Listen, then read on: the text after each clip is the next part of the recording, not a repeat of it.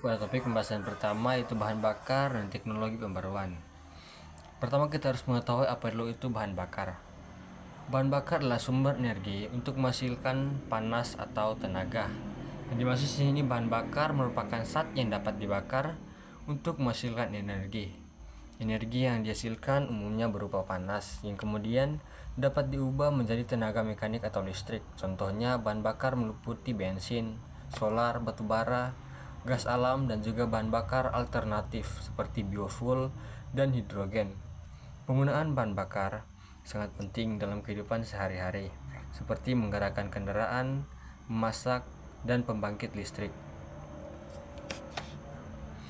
Kedua, teknologi pembaruan meningkatkan efisiensi dan mengurangi dampak lingkungan. Yang dimaksud di sini yaitu teknologi pembaruan atau teknologi modern atau inovasi baru memungkinkan penggunaan energi yang lebih efisien. Artinya, energi yang dibutuhkan lebih sedikit untuk hasil yang sama atau lebih baik. Selain itu, teknologi ini membantu mengurangi emisi gas rumah kaca dan limbah berbahaya yang berdampak negatif pada lingkungan. Contohnya adalah penggunaan panel surya, turbin angin, kendaraan listrik, dan sistem daur ulang energi panas. Yang ketiga, transisi energi. Transisi energi adalah proses yang sangat penting, yaitu proses peralihan dari penggunaan sumber energi fosil yang terbatas dan mencemari ke sumber energi terbarukan seperti matahari, angin, dan air yang lebih bersih dan dapat diperbarui. Langkah ini penting untuk mengurangi perubahan iklim, menjaga lingkungan, dan menjamin ketersediaan energi untuk generasi mendatang. Transisi ini juga membuka peluang ekonomi baru dan meningkatkan ketahanan energi suatu negara. Selanjutnya, jenis-jenis bahan bakar. Yang pertama di sini ada bahan bakar fosil dan bahan bakar terbarukan. Pertama kita harus mengetahui dulu apa itu bahan bakar fosil. Bahan bakar fosil berasal dari sisa-sisa makhluk hidup purba yang terdekomposisi selama jutaan tahun di bawah tekanan dan suhu tinggi dalam lapisan bumi. Contohnya ada batu bara, minyak bumi, gas alam. Nah, yang kedua, bahan bakar terbarukan. Bahan bakar terbarukan berasal dari sumber yang dapat diperbarui secara alami dalam waktu relatif singkat. Contohnya di sini ada bioetanol, biodiesel, biogas, hidrogen atau H2, kayu, dan biomasa padat lainnya. Energi surya, angin, serta air. Permasalahan bahan bakar fosil. Yang pertama di sini ada cadangan terbatas.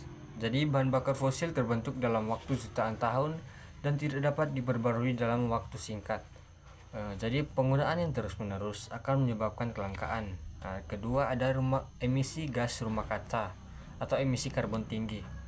Pembakaran bahan bakar fosil menghasilkan karbon dioksida atau CO2 dan gas berbahaya lainnya yang dapat menyebabkan efek rumah kaca dan pemanasan global. Yang ketiga, pencemaran udara dan air. Proses ekstraksi, pengolahan, dan pembakaran menghasilkan polutan seperti NO dan SO2, partikulat, serta tumpahan minyak yang mencemari lingkungan. Dan keempat, ketergantungan geopolitik atau energi. Banyak negara bergantung pada impor bahan bakar fosil yang dapat menyebabkan kerentanan ekonomi dan politik. Serta juga dampak sosial kesehatan. Polusi dari bahan bakar fosil berdampak langsung pada kesehatan masyarakat, menyebabkan penyakit pernapasan dan kardiovaskular. Inovasi terkini yang dapat contohnya pengembangan energi terbarukan, yaitu panel surya seperti panel surya, turbin angin, PLTA, PLTSA yang menghasilkan energi tanpa emisi karbon.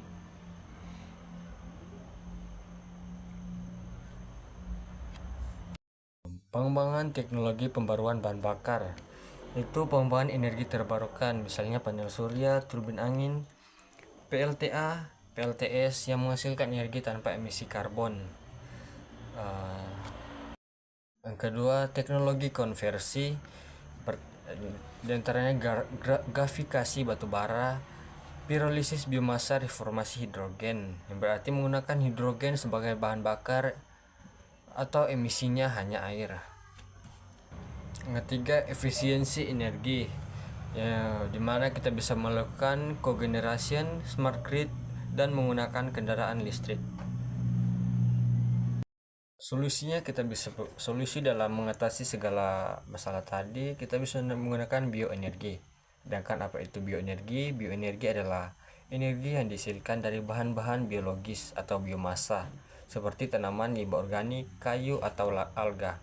Bioenergi dianggap sebagai solusi alternatif untuk mengurangi ketergantungan pada bahan bakar fosil dan menurunkan emisi karbon. Keunggulan bioenergi, misalnya sumbernya bisa diperbarui dengan cepat, misalnya dengan menanam ulang tanaman energi. Netral karbon, jika dikelola dengan baik, dapat tanaman menyerap CO2 saat tumbuh dan mengimbangi emisi saat dibakar. Contoh-contoh bioenergi, misalnya ada biodiesel dari minyak sawit, jelantah, jarak, biotanol dari tebu, jagung, serta singkong. Serta ada contoh-contoh lainnya, misalnya biogas, biomasa padat, dan alga energi. Tantangan dan solusi dalam pengembangan bioenergi. Tantangannya misalnya biaya tinggi, infrastruktur yang terbatas, serta resistensi industri. Dan solusinya misalnya kita bisa menggunakan insentif, riset, dan pengembangan serta edukasi. Sedangkan transisi ke energi terbarukan adalah kebutuhan mendesak. Teknologi pembaruan sangat penting dan diperlukan kolaborasi lintas sektor. Selanjutnya topik yang kedua, kita masuk pada kimia dan fisika termodinamika. Termodinamika kimia mempelajari energi dalam reaksi kimia, yang berarti sistem yang mencakup bagian yang digaji, sedangkan lingkungan yaitu bagian yang di luar sistem. Yang ketiga, fokus pada hubungan antara panas, kerja, dan energi dalam. Entalpi dan reaksi kimia. Entalpi atau H adalah energi pada tekanan konstan, dan reaksi kimia perubahan entalpi atau delta H. Delta H sama dengan H produk kurang H reaktan, mencakup eksoterm, yaitu delta H kurang dari 0 yang melepaskan panas, sedangkan endoterm delta H lebih dari 0 yang menyerap panas. Contoh reaksi CH4 tambah 2O2 menjadi CO2 tambah 2H2O. Jadi delta H sama dengan min 890 kJ per mol. Energi bebas Gibbs. Energi bebas Gibbs digunakan untuk menentukan spontanitas reaksi, yaitu delta G sama dengan delta H kurang P kali delta S. Contohnya delta G kurang dari 0 yaitu reaksi spontan, delta G sama dengan 0 reaksi setimbang, sedangkan delta G lebih dari 0 sama dengan reaksi tidak spontan. Entropi dan hukum kedua termodinamika. Entropi atau S adalah ukuran ketidakteraturan. Dan hukum kedua termodinamika, delta S total sama dengan delta S sistem tambah delta S lingkungan lebih dari sama dengan 0. Dan entropi meningkat. Entropi dapat meningkat pada perubahan fasa es atau padat menjadi cair dan cair menjadi uap atau gas. Aplikasi kimia termodinamika, yaitu bisa digunakan dalam perhitungan energi ikatan, misalnya delta H reaksi sama dengan delta H ikatan atau reaktan kurang delta H ikatan atau produk. Kedua, rancangan reaksi industri kimia. Misalnya kita bisa menggunakan optimasi reaktor kimia, yaitu menentukan kondisi setimbang ekuilibrium dan arah reaksi berdasarkan energi bebas Gibbs atau delta G. Yang ketiga, prediksi arah reaksi dan keseimbangan. Keseimbangan fasa dan diagram fasa digunakan untuk merancang sistem pemisahan bahan kimia seperti destilasi atau pendingin gas, contohnya dalam pemurnian gas alam atau pengolahan biotanol. mengetahui titik didih, campuran, tekanan uap, dan lain-lain. Fisika termodinamika dalam konsep dasar. Misalnya fisika termodinamika adalah sistem yang mempelajari prinsip fisika dari energi dan perpindahannya. Misalnya mempelajari hubungan antara panas, kalor, energi, dan kerja, serta bagaimana energi tersebut berpindah dan berubah bentuk dalam suatu sistem. Dalam fisika termodinamika terdapat sistem dan lingkungan. Sistem adalah bagian dari alam semesta yang sedang diamati. Sedangkan lingkungan adalah segala sesuatu yang di luar sistem. Jenis-jenis sistem, misalnya ada sistem tertutup, yaitu tidak ada pertukaran massa, hanya energi. Sistem terbuka, pertukaran massa dan energi, serta sistem isolasi, yang berarti tidak ada pertukaran energi sama sekali. Rumus hukum pertama, delta U sama dengan Q kurang W. Kalor spesifik Q sama dengan MC delta kali delta T. Hukum kedua dan efisiensi mesin. Dalam hukum kedua, menjelaskan proses alamiah cenderung menuju ke arah yang meningkatkan entropi. Kalor tidak dapat dipindahkan secara spontan mengalir dari benda dingin ke benda padat, yang berarti menjelaskan kenapa efisiensi mesin tidak bisa 100%. Di sini juga tidak semua energi panas dapat diubah menjadi kerja. Misalnya mesin Carnot, N sama dengan 1 kurang T 2 per T1. T1 yang berarti suhu tinggi, sedangkan T2 yang berarti suhu rendah di dalam Kelvin. Sedangkan efisiensi maksimal dapat ditentukan lewat perbedaan suhu yang dihasilkan. Gas ideal dalam termodinamika. Persamaan gas ideal misalnya PV sama dengan nRT, yang berarti sini P atau tekanan, ATM atau atmosfer, yang berarti V volume, N sama dengan mol, serta R 0,0821 L kali atmosfer kali mol kali K. T sama dengan suhu, yang digunakan untuk menganalisis perilaku gas dalam sistem fisika. Aplikasi fisika termodinamika dalam kehidupan sehari-hari. Pertama, sistem pendingin dan AC. Misalnya prinsipnya sistem pendingin adalah siklus pendingin atau refrigerasi yang mengalirkan kalor dari suhu rendah ke tinggi menggunakan kerja, yang bertentangan dengan hukum kedua tanpa bantuan energi, contohnya kulkas, freezer, AC rumah, dan mobil. Yang kedua, mesin mobil dan turbin uap yang terjadi siklus termodinamika. Ketiga, pemodelan perubahan energi dalam sistem tertutup.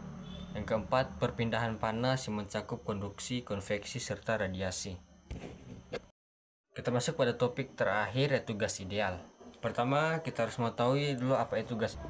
Jadi, gas ideal adalah model teoritis dari gas yang mengikuti hukum-hukum termodinamika secara sempurna, tanpa reaksi antar molekul dan dengan volume partikel yang bisa diabaikan.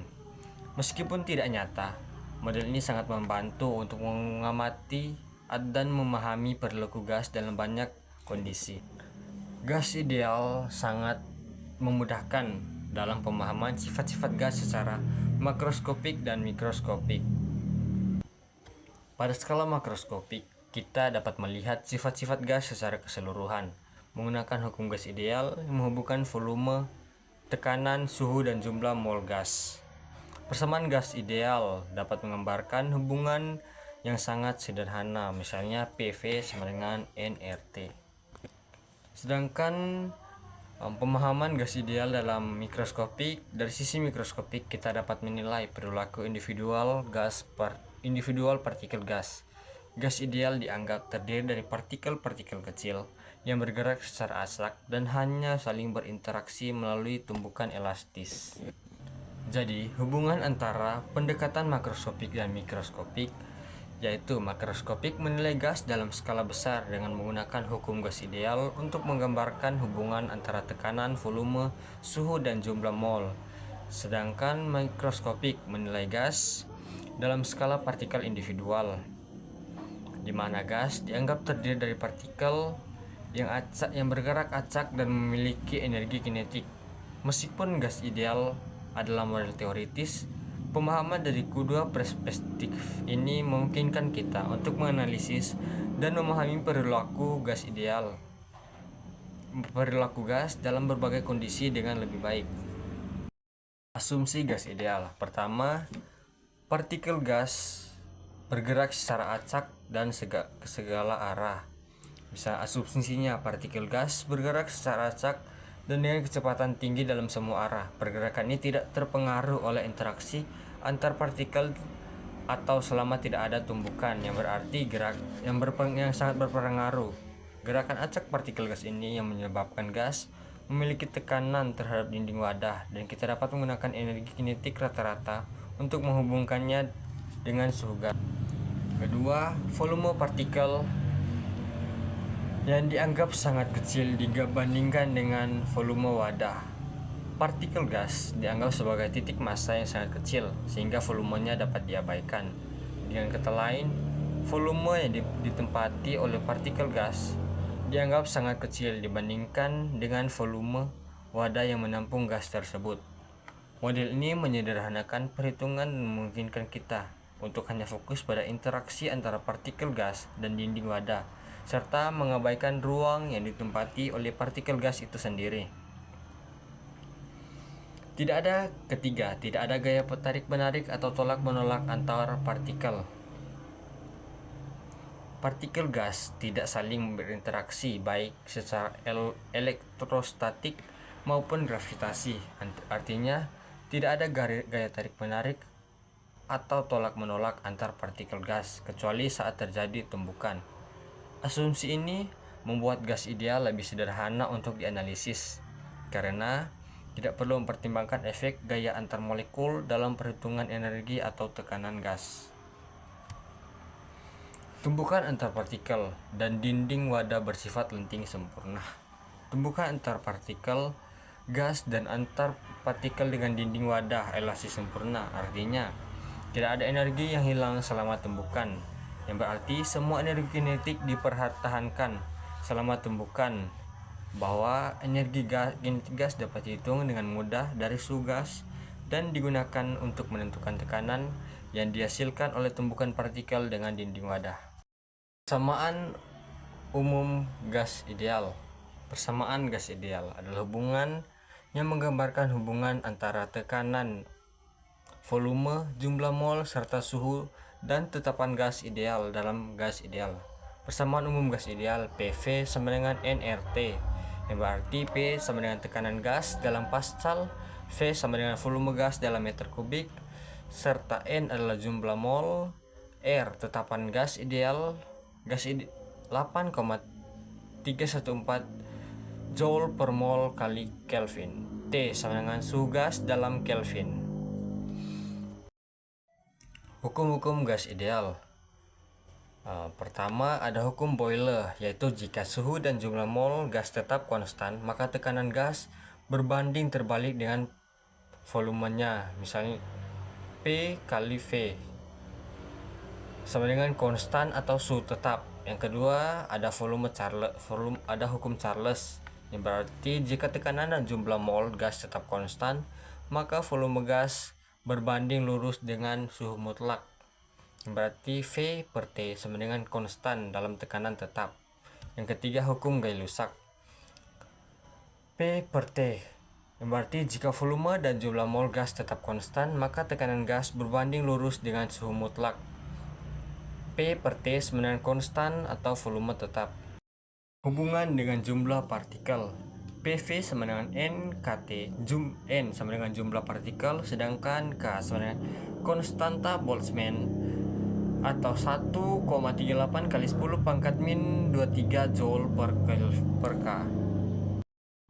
Ketujuh, teori kinetik gas. Energi kinetik rata-rata gas ideal K sama dengan 3/2 kali T.